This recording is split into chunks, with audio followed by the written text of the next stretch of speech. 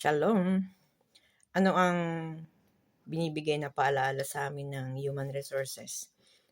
Nagtanong ako sa kanya kung ihanda niya na yung mga papel ko sa pag-alis ko bukas. Ngayon iba ang nireply niya. Nagpasa siya sa akin ng isang message sa MP, 18 MB, MP4. Bubuksan ko ito kung ano. Anyway, bago ko ipakita yan sa inyo, please click like, subscribe, and click the notification bell para patuloy niyong masubaybayan ang totoo naming buhay dito sa Israel. Please watch this.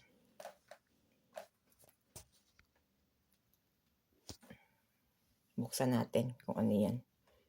Photo. Kamusta? Sa buong 2022, pouring magkaroon ng mas mataas na tensyon sa seguridad sa Israel. Yan pala yung message Nais niya. naming tiyakin sa inyo na kayo ay ligtas at may malinaw na sistema ang bansa upang protektahan ang lahat ng mamamayan. Sa Israel, mayroong maaasahang early warning system na nagbibigay ng sapat na oras upang makapunta sa ligtas na lugar kapag tumunog ang sirena.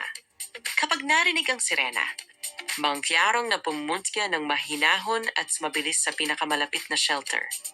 Unahin ang shelter na nasa loob ng inyong gusali.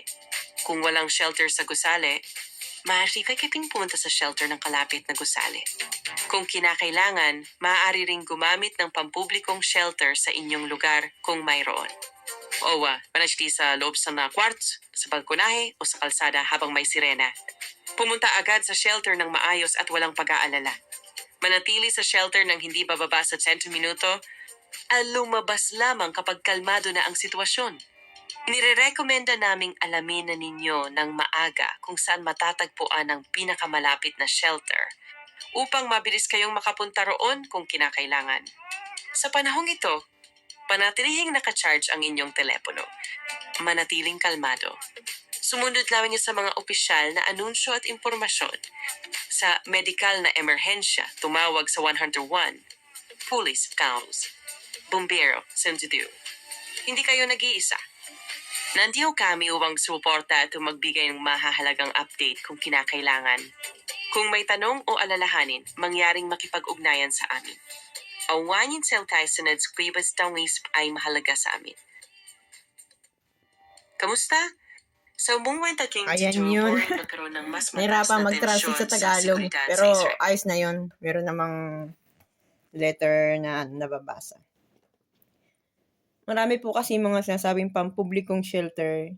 Yung kapag naglalakad sa labas, yung mga dating binalag ko na sa labas mayroon din. Marami dito, halos lahat may shelter ng bawat building.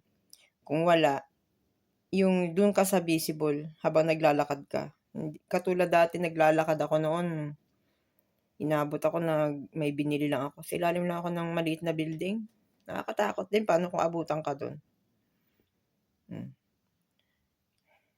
Alas 10 na ng umaga dito.